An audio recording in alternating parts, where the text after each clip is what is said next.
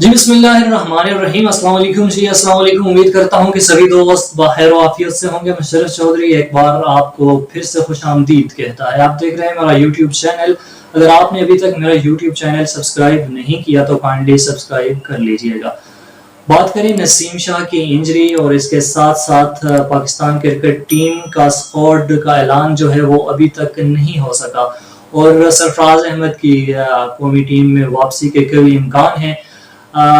شاداب خان کی نائب کپتانی کو کتنے خطرات لاحق ہیں، اس پہ بھی ہم بات کریں گے۔ ساتھ ہی ساتھ ہم بات کر لیں کہ نسیم شاہ کی ریپلیسمنٹ کون سے کھلاڑی کریں گے، اور پاکستانی کرکٹ ٹیم میں دو بڑی لوبیز کام کر رہی ہیں۔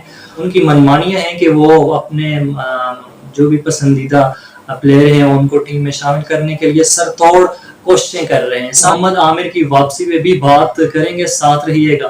سب سے پہلے ہم بات کر لیں کہ پاکستان کرکٹ ٹیم کے اسکواڈ کا تاحال اعلان کیوں نہیں ہو سکا۔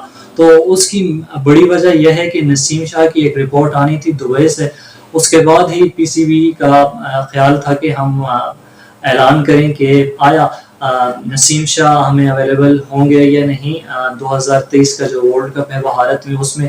لیکن نسیم شاہ کی انجری کے بارے آپ کو بتاتے چلیں کہ نسیم شاہ کی انجری کافی زیادہ ہے، اور وہ 3 سے 4 ہفتے بالکل بھی نہیں اویلیبل۔ اس کے بعد اب دیکھیں کہ وہ کتنے فٹ ہوتے ہیں۔ یہ بتاتا چلوں کہ نسیم شاہ اب ورلڈ کپ میں ہمیں نظر نہیں آئیں گے، اور ہم انہیں مس بھی بہت کریں گے، کیونکہ ایک جینین فاسٹ بولر تھے اور پاکستان کو ان کی بہت ضرورت تھی۔ بالکل نسیم شاہ کی اب ریپلیسمنٹ کون کرے گا؟ تو آپ کو بتاتا چلوں کہ پاکستان کرکٹ ٹیم میں دو لوبی سر توڑ کوششیں کر رہی ہیں کہ ان کے پسندیدہ کھلاڑی ہی نسیم شاہ کی ریپلیسمنٹ کرے۔ تو ایک لوبی جو ہے وہ حسن علی کا نام لے کر کوششیں کر رہی ہے کہ حسن علی کو ٹیم میں شامل کیا جائے نسیم شاہ کی جگہ، اور ایک لوبی جو ہے وہ زمان خان کا نام لے کر کوششیں کر رہی ہے اپنے طور پہ کہ زمان خان کو موقع دیا جائے۔ لیکن اب پی سی بی بڑی پریشر میں ہے، اور چیف سلیکٹر جو ہیں زمام الحق ان کا یہی خیال ہے کہ جس طرح کی پچز ہیں انڈیا میں، اس میں زمان خان ہو گئے یا پھر ہم حسن علی ہو گئے، وہ اتنے کارگر ثابت نہیں ہو سکتے۔ تو زمام الحق کا یہی کہنا بھی ہے ذرائع کے مطابق، اور یہی سوچ بھی ہے کہ ایک جینین فاسٹ بولر کے ساتھ ہم نسیم شاہ کی ریپلیسمنٹ کریں۔ تو جینین فاسٹ بولر میں جی محمد حسنین اچھا آپشن ہے پاکستان کرکٹ ٹیم کے لیے۔ تو امید یہی کی جا رہی ہے کہ زمان خان یا پھر محمد حسنین کو موقع دیا جا سکتا ہے۔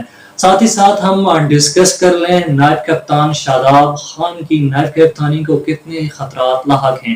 تو جی شاداب خان ہمیں کافی عرصے سے اس طرح نہیں دکھے بولنگ کرتے ہوئے جس طرح وہ پہلے مخالف ٹیم کے لیے خطرہ ثابت ہوتے تھے۔ تو اس کے ساتھ ہی ساتھ وہ بیٹنگ میں بھی اس طرح کی پرفارمنس ہمیں دیکھنے کو نہیں ملی ان کی جانب سے۔ تو شاداب خان کی کپتانی جو ہے نائب کپتانی، اس کو خطرات لاحق ہو گئے، اور بالکل تیار بیٹھے ہیں فاسٹ بولر شاہین شاہ افریدی نائب کپتانی سنبھالنے کے لیے۔ اور ذرائع کا یہ بھی کہنا ہے کہ خدا نہ خواستہ اللہ نہ کرے بابر اعظم اگر اچھی کپتانی نہیں کرتے دکھائی دیے ورلڈ کپ 2023 میں، تو اس کی ریپلیسمنٹ کے لیے بالکل تیار بیٹھے ہیں شاہین شاہ افریدی۔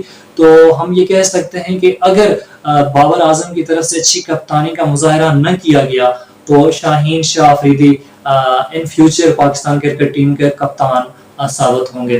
اور ساتھ ہی ساتھ ہم بات کر لیں اسپنر کی، تو ایک جینین اسپنر پاکستان کرکٹ ٹیم میں ایڈ کیے جانے کا قوی امکان ہے، اور وہ کون ہوگا؟ بالکل جی وہ ابرار احمد کی شکل میں ہمیں دیکھنے کو ملے یقینی طور پہ، کیونکہ شاداب خان کی اتنی اچھی پرفارمنس نہیں ہے بولنگ بیٹنگ دونوں میں، نواز بھی اس طرح پرفارم نہیں کر رہے، تو ابرار احمد ہمیں یقینی طور پہ دیکھنے کو ملیں گے اسکواڈ میں اور کھیلتے ہوئے بھی۔ اب سوشل میڈیا پہ بڑا واویلا مچا ہوا ہے محمد عامر کی واپسی کو لے کر کہ محمد عامر واپس آ جائیں گے، اور پی سی بی کو چاہیے کہ محمد عامر کو واپس لائیں اور نسیم شاہ کی جگہ انہیں کھلائیں. لیکن آپ کو بتاتا چلوں کہ محمد عامر بڑے عرصے سے ون ڈے انٹرنیشنل نہیں کھیل رہے اور بالکل بھی محمد عامر کو نہیں لا سکتی پی سی بی یا چیف سلیکٹر, کیونکہ ایک تو اس کے بیانات آئے روز اور پھر ٹویٹ بابر اعظم کو لے کے, تو مجھے بڑا مشکل لگ رہا ہے کہ محمد عامر واپس آئیں.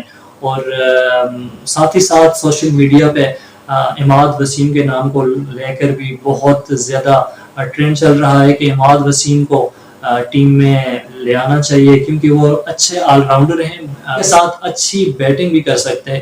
تو ہم یہ کہہ سکتے ہیں کہ عماد وسیم کو ٹیم میں بھی شامل کیا جا سکتا ہے, لیکن کچھ کہنا قبل از وقت ہوگا.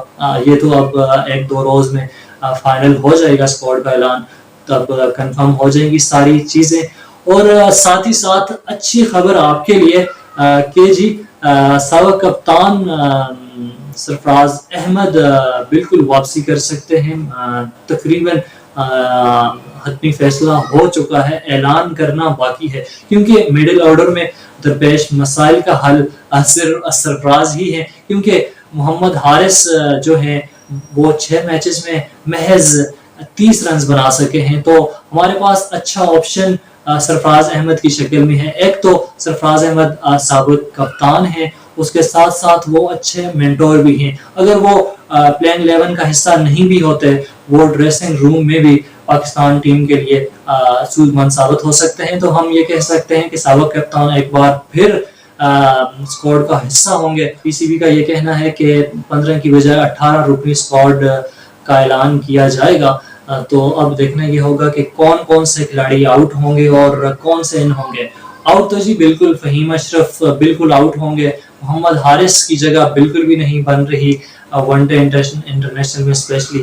تو اب یہ کہہ سکتے ہیں کہ یہ دو تو بالکل آؤٹ ہو جائیں گے. اب ان کی جگہ ایک تو سرفراز احمد یقینی طور پہ آ رہے ہیں, اور فہیم اشرف کی جگہ اب دیکھنا یہ ہوگا کہ حسن علی کو شامل کرتے ہیں کہ ان کی جگہ عماد وسیم کو ٹیم کے ساتھ بھارت بھیجیں گے. تو اب ایک دو روز میں فیصلہ یقینی طور پہ ہو جائے گا. تب تک کے لیے مجھے دیجیے گا اجازت. انشاءاللہ ایک نئے ولاگ کے ساتھ آپ کی خدمت میں حاضر ہوں گے. اللہ حافظ.